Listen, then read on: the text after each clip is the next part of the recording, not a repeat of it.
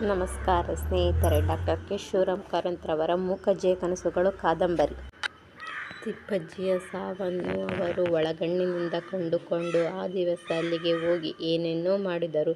ಮೃತ್ಯುಶಯ್ಯದಲ್ಲಿದ್ದ ಆಕೆಗೆ ಯಾವೆಲ್ಲ ಸಮಾಧಾನ ಹೇಳಿದರು ಎಂಬುದನ್ನು ನಾನು ಮನೆಗೆ ಬಂದೊಡನೆ ಅವಳಿಗೆ ವಿವರ ಹೇಳಿದೆ.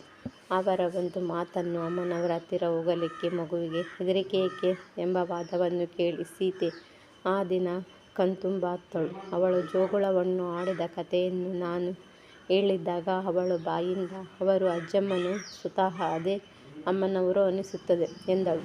ನನಗೂ ಅಂಥದ್ದೇ ಭಾವನೆ ಮೂಡಿತು. ನಾನು ಗುರುತಿಸಲಾರದ ಯಾವುದೋ ಒಂದು ದೊಡ್ಡ ಗುಣ ಅವರಲ್ಲಿ ಬೆಳೆದು ಬಂದುದು ಸ್ಪಷ್ಟವಾಗಿ ಗೋಚರಿಸುತ್ತಿತ್ತು. ಇದರಿಂದ ಇನ್ನೂ ಒಂದು ಮಾನಸಿಕ ಪರಿವರ್ತನೆ ಸೀತೆಯಲ್ಲಿ ಉಂಟಾದಂತೆ ಕಾಣಿಸುತ್ತದೆ. ಪ್ರತಿ ಸೋಮವಾರ ಸಾಯಂಕಾಲ ತನ್ನ ಮಕ್ಕಳನ್ನು ಕಟ್ಟಿಕೊಂಡು ಕಾಪಾಲೇಶ್ವರ ಗುಡಿಗೆ ಹೋಗಿ ಬರುತ್ತಿದ್ದಳು ಅವಳು. ಶುಕ್ರವಾರಕ್ಕೆ ಬೇರೊಂದು ಹೊಸ ದೇವರನ್ನು ಕಟ್ಟಿಕೊಂಡಳು.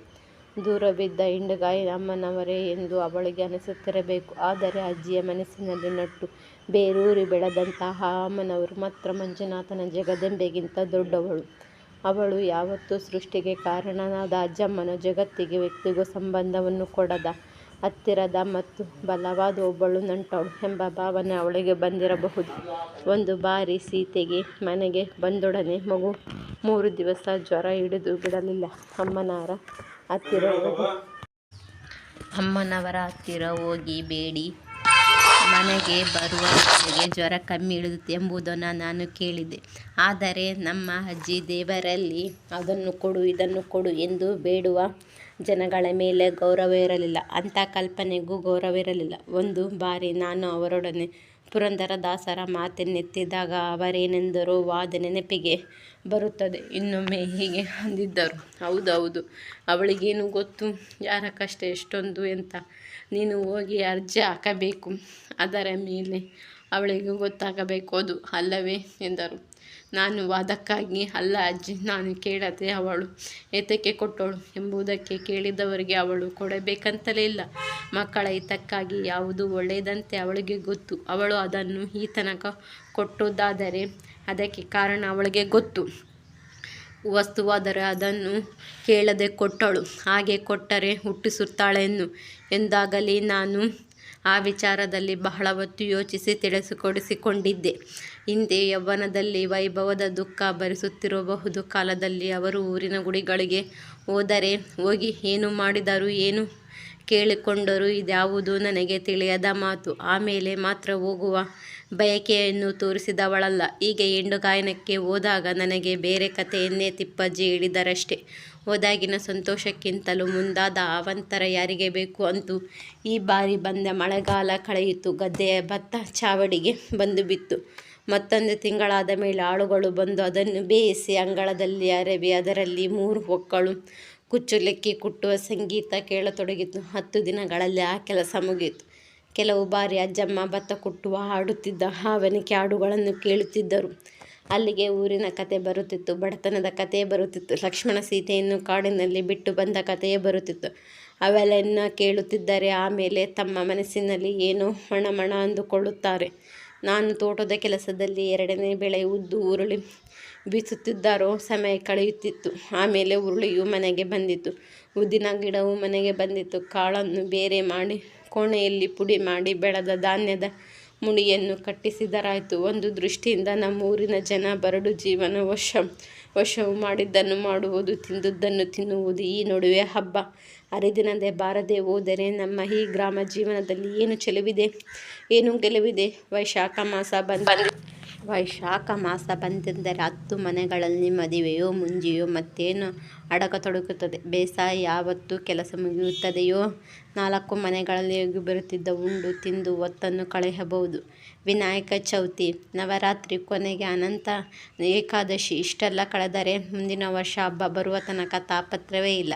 ಮಳೆ ಬಿಟ್ಟ ಮೇಲೆ ಕಪ್ಪೆಗಳು ಕೆಸರಿನಲ್ಲೇ ಹುದುಗಿ ಮಳೆದುಕೊಳ್ಳುವ ಹಾಗೆ ನಾವು ಯಾವುದೋ ಚಿಂತೆಗಳನ್ನು ಮರೆಯಬೇಕಾಗಿತ್ತು. ಆಗ ನನ್ನ ಮನಸ್ಸು ಜಡ ಭಾರತದ ವಯಸ್ಸಾಯಿತೆ. ಮುಂದೆ ಚಳಿಗಾಲವೂ ಮುಗಿಯಿತು. ಹುಚ್ಚು ಗಾಳಿ ಬೀಸತೊಡಗಿದಾಗ ಬಂತೊಂದು ಹಬ್ಬ. ಬೇಸಿಗೆ ಕಳೆಯುತ್ತಿದೆಯೋ ನವರಾತ್ರಿಯಾದರೂ ಬಂದು ಬಿಟ್ಟಿತು ಎಂಬ ಎಚ್ಚರವಾಯಿತು. ಶಿವರಾತ್ರಿಯ ದಿವಸ ನಾವೆಲ್ಲರೂ ಉಪವಾಸವೆಂದು ಲೆಕ್ಕ. ಅಂದರೇನು? ಅವಲಕ್ಕಿ, ಉಪ್ಪಿಟ್ಟು, ಉಪಹಾರಗಳನ್ನು 1-2 ಹೊತ್ತು ಅನ್ನದ ಬದಲಿಗೆ ತಿನ್ನಬೇಕು.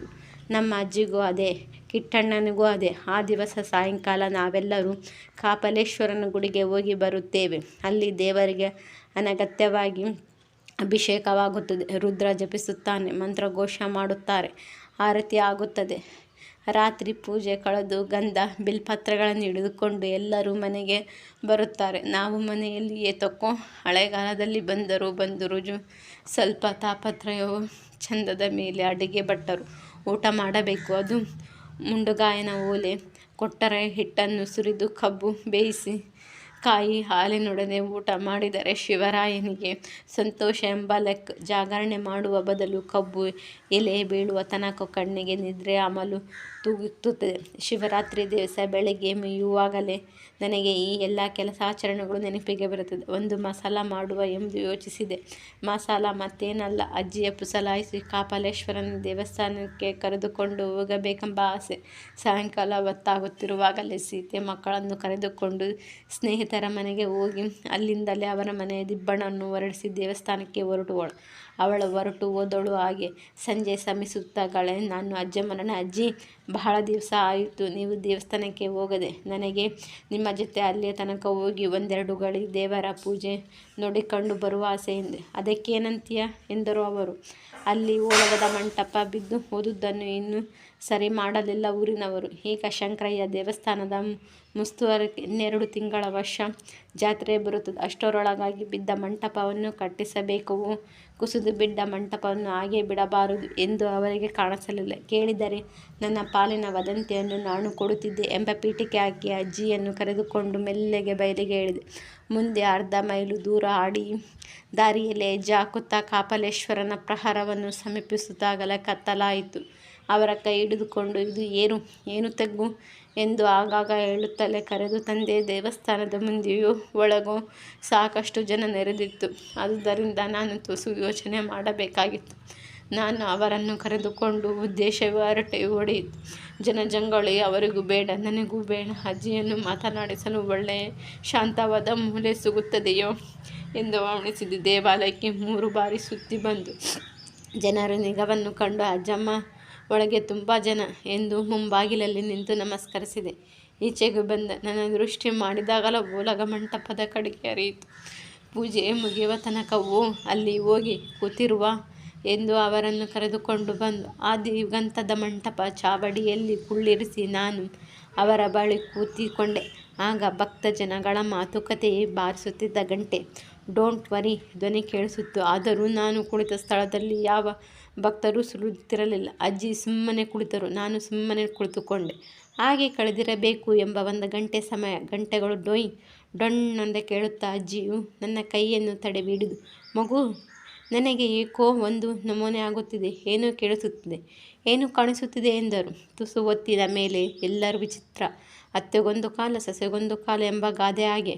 ಇಲ್ಲಿರುವ ಶಿವಲಿಂಗವೇ ಅದು. ಅದನ್ನು ಯಾರೋ 4 ಮಂದಿ ಬ್ರಾಹ್ಮಣರು ತಲೆಮಾರಿನಿಂದ ಪೂಜಿಸಿಕೊಂಡು ಬಂದಿದ್ದರು. ಹಿಂದೆ ಆ ದೇವರ ಗುಡಿ ಇಷ್ಟೊಂದು ದೊಡ್ಡದಿರಲಿಲ್ಲ. ಎಂಡಗಾಯಮ್ಮನವರ ಗುಡಿಯಾಗೆ ಸಣ್ಣ ಒಂದು ಹುಲ್ಲು ಚಾವಡಿಯಲ್ಲಿ ಗುಡಿಸಲಾಗಿತ್ತು. ಇವತ್ತು ಇದು ಇಷ್ಟೊಂದು ಬೆಳೆದಿದೆ.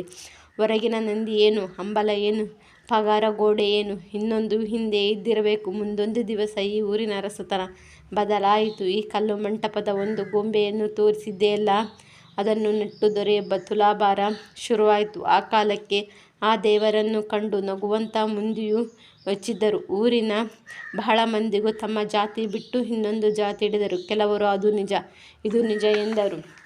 ಕೆಲವರು 3-4 ತಲೆಮಾರಿನೊಳಗೆ ಏನೂ ಅಲ್ಲಾಯಿತು ಹೋಯಿತು. ಆ ಶಿವನಿಗೆ ಹೊತ್ತಿಗೂ ಪೂಜೆ ಮಾಡುವ ಬ್ರಾಹ್ಮಣರೇ ಇಲ್ಲದೆ ಹೋದರು.